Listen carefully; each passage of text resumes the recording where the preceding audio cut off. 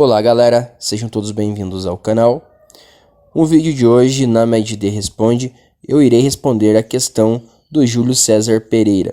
Ele faz a seguinte pergunta: Boa noite galera, sou leigo neste assunto de inversores.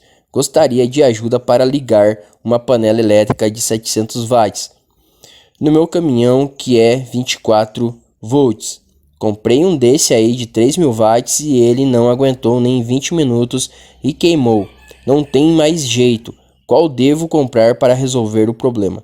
Essa pergunta foi feita lá no vídeo sobre o inversor Qnamp. Bom, eu vou começar respondendo aqui algumas questões, e aí a gente vai prolongar mais para vocês entenderem mais sobre esses assuntos de inversores de voltagem. Primeiramente, o inversor de voltagem, ele foi criado para ser um quebra-galho, para acender lâmpadas no acampamento, televisores, carregar alguns aparelhos, dispositivos eletrônicos básicos, notebooks, televisores. Portanto, ele foi feito para ser ligado no automóvel, na tomadinha 12 volts, e ligar cargas baixas de até 100 watts, por exemplo, no máximo ali 500 watts no máximo. Então ele foi desenvolvido para ser um quebra-galho. Mesmo a tecnologia sendo muito antiga, os inversores atuais, eles não carregam tecnologias novas. Portanto, eles possuem tecnologias antigas ainda, que no caso da panela elétrica vai ser um problema, porque os inversores, como eles foram desenvolvidos para quebrar galho, quando falta luz, acende uma lâmpada de emergência ali para você não ficar sem luz. Os inversores irão trabalhar com muita dificuldade com cargas resistivas. Já trabalham com muita dificuldade com cargas indutivas, com cargas resistivas vai ser muito pior.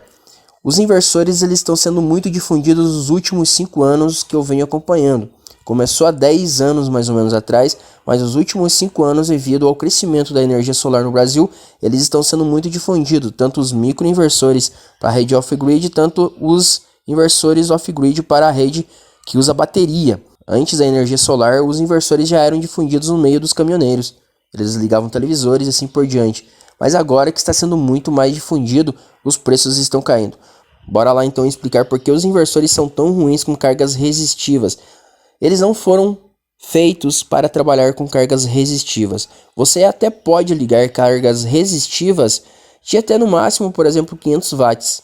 Por isso que não é aconselhado ligar chuveiro elétrico no inversor. Um dos motivos é porque o inversor ele não irá aguentar, devido aos componentes internos que não foram fabricados para trabalhar com cargas resistivas, resistências, chuveiros, por exemplo, além do alto consumo mesmo que o teu inversor ele suporte aquela determinada carga. Não é recomendado você ligar cargas resistivas, resistências, como por exemplo grill, panelas elétricas, chuveiros elétricos em inversores. Você até pode ligar, mas utilizando bons inversores. Se você estiver utilizando um inversor de onda quadrada modificado, você vai escutar um ronco horrível, um ronco tipo caminhão aí na tua resistência, na tua panela elétrica, no teu chuveiro, no teu ferro de solda, na tua chapinha e entre outras resistências. Se você pretende utilizar panelas elétricas, outras resistências, até mesmo chuveiros, pegar inversores de onda senoidal pura, que são muito melhor fabricados, componentes de melhor qualidade e que irá te entregar uma potência melhor, e escolher inversores de potências elevadas, como por exemplo com mais de 6 kVA nominais, mais de 6.000 watts de entrega nominal ali, de entrega pura, ok galera? Quando eu digo de entrega pura, é a potência máxima dele, aquela potência real que ele pode te entregar. Assim você não terá problemas, porque inversores de onda modificada e quadrada, eles são feitos com componentes de segunda linha, assim, como eu sempre digo, componentes mais inferiores, e por isso eles são mais baratos. Então escolha inversores de onda senoidal pura com uma potência superior a 6.000 watts. Outro fator muito importante é que alguns eletroeletrônicos eles mentem a sua potência. Como assim? Por exemplo, no caso aqui da pergunta, o Júlio César Pereira falou que a panela tem 700 watts, mas como eu já falei para vocês, aparelhos de alto consumo geralmente ele mente a potência e o consumo também. Para poder vender mais, eles baixam a etiqueta ali do consumo ou da potência do aparelho para você poder comprar, porque ali você vai achar que aquele aparelho eletrodoméstico ele vai consumir menos energia elétrica. E alguns aparelhos, como por exemplo aparelhos de som, assim, eles mentem para mais. Dizem que o aparelho tem mais potência de entrega, porque você precisa de mais potência naquele aparelho para ele ser bom. Já em outros casos, como por exemplo aparelhos que consomem mais geladeira, centrífuga, máquina de lavar, tanquinho, panela elétrica, por exemplo, chuveiro, geralmente eles mentem a potência para baixo. Assim eles conseguem ludibriar e você vai comprar achando que aquele eletroeletrônico consome menos energia. Só que eu acho que essa panela de 700 watts ela tem no mínimo 1.200 watts. Por isso que acabou queimando o inversor Kenup de 3.000 watts, porque acabou saturando o circuito eletrônico do inversor. O inversor não suportou essa carga por 20 minutos. Parece pouco tempo 20 minutos, mas é muita coisa para um inversor assim que tem no máximo 1.500 watts. Então por isso que eu digo que essa panela ela possui bem mais de 700 watts.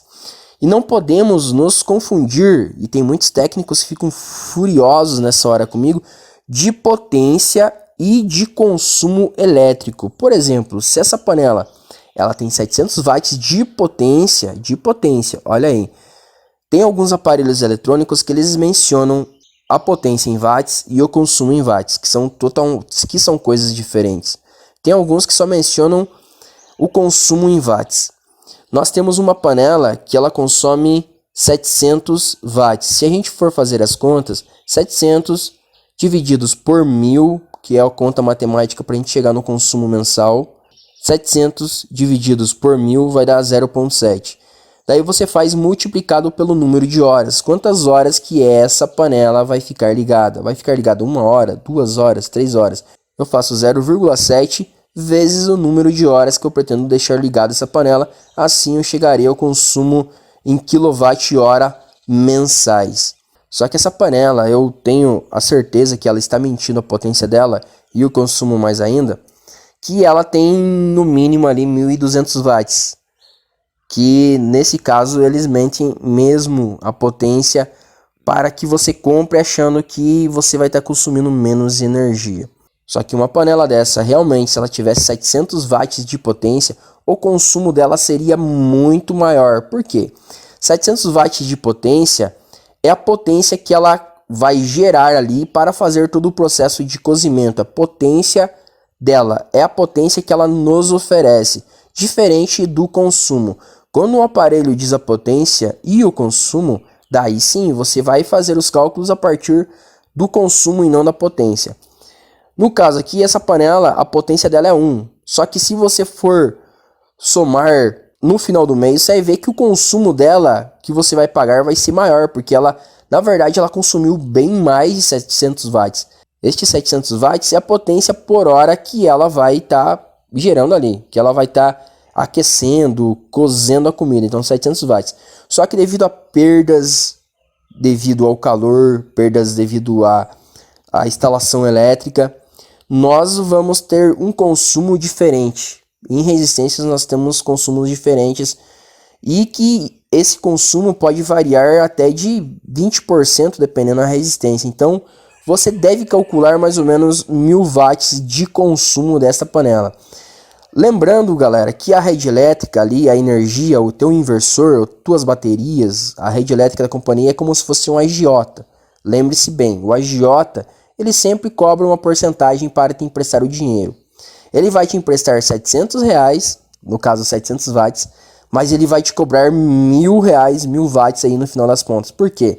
Vai ter perdas no fornecimento de energia da bateria para o inversor e do inversor para a tua panela elétrica. O inversor vai consumir também, os cabos vão aquecer, vão consumir, você vai ter perdas. E na companhia elétrica é a mesma coisa, você vai ter perdas que variam assim, às vezes em valores estratosféricos, dependendo da tua instalação elétrica, principalmente em resistências, chuveiros e etc. Portanto, a potência sempre difere do consumo. A maioria dos técnicos fazem o consumo baseado na potência indicada do aparelho, mas devido a perdas, como eu já falei para vocês, nós temos que calcular valores a mais, porque no final do mês você vai ver que o consumo lá indicado na companhia elétrica vai ser superior à potência do aparelho ali. Por isso, quando você for comprar um aparelho eletrônico, sempre tente ver na etiqueta o consumo em watts, porque a potência sempre será menor do que o consumo. Como eu falei para vocês, a rede elétrica é uma agiota, ela vai te emprestar uma quantidade, por exemplo, 1000 watts, mas aquele 1000 watts você vai poder utilizar menos potência, entenderam? Devido a perdas em geral que acontece na rede elétrica. Um exemplo, se o teu televisor ele é de 100 watts de potência, você pode crer que você vai consumir um total de mais ou menos 150 watts no final das contas. Um outro ponto fundamental aqui para vocês, já quase concluindo esse vídeo aqui para não ficar muito exaustivo, é que inversores eles precisam ser ligados a uma quantidade de baterias para que essas baterias consigam lhe oferecer a potência correta. Por exemplo, um inversor de 3000 watts, ele necessita de no mínimo 2 baterias de 150 amperes cada para que ele consiga drenar certa quantidade de corrente dessas baterias e poder te entregar aqueles 3000 watts. Ponto importante, você deve alimentar este inversor com uma quantidade de baterias e essa quantidade de baterias seja ideal para que ele consiga drenar aquela quantidade de carga delas e te fornecer a potência real dele. E também utilizar cabos grossos para ligar o inversor às baterias. Geralmente os cabos que acompanham os inversores, principalmente da China, são cabos de 10 milímetros, cabos que conseguem conduzir no máximo ali 20 amperes de corrente, e o inversor ele necessita de mais corrente, o que acaba às vezes queimando o inversor devido à falta de corrente da bateria. E isso acontece muito, você liga uma carga muito superior que o inversor suporta, o cabo ali que está ligando ele à bateria é fino, o inversor ele acaba queimando devido à falta de corrente, que ele não consegue drenar aquela quantidade de corrente para te entregar a potência correta lá no final. Então é necessário várias baterias e cabos grossos ligando o inversor. Concluindo esse vídeo, nós podemos tirar algumas conclusões, que inversores não foram feitos para trabalhar com cargas resistivas. A tecnologia não é atual, a tecnologia é antiga, mesmo sendo difundido nos últimos anos, nós precisamos de muitas melhorias nos inversores para que eles trabalhem com cargas resistivas e a gente possa utilizar, por exemplo, chuveiro elétrico na casa. É um dos motivos de muitas encrencas aí e muitas reclamações por parte de quem utiliza inversor de voltagem. Segundo ponto importante, você deve sempre fazer os cálculos que o teu eletroeletrônico ele vai consumir 20% a mais do que a potência que ele vai te entregar no final das contas. Assim você vai conseguir fazer as contas com folga dos eletrônicos que você vai utilizar no inversor. Terceiro ponto muito importante, talvez o mais importante, ligar o inversor com cabos grossos nas baterias, de no mínimo 50 milímetros, eu sempre recomendo, e ter várias baterias para que essas baterias consigam te oferecer bastante corrente para o teu inversor. E para você saber quanto que uma bateria consegue te entregar de watts durante uma hora é muito simples. Uma bateria de 100 amperes ela consegue te oferecer 1000 watts durante uma hora. Depois de uma hora a carga dela vai se esvair e você precisa carregar. Portanto, para um inversor de 3000 watts você precisará de 3 baterias de 100 amperes ou 2 baterias de 150 amperes. Eu vou me despedindo por aqui, galera. Se vocês gostaram da explicação, deixa o joinha, dá o tapa no joinha aí, não vai te fazer mal, vai me ajudar bastante. E se vocês tiverem outras perguntas, outras questões, é só perguntar aí nos comentários. Se eu puder e tiver o conhecimento necessário, eu tenho certeza que eu irei responder. Até mais, tchau, tchau.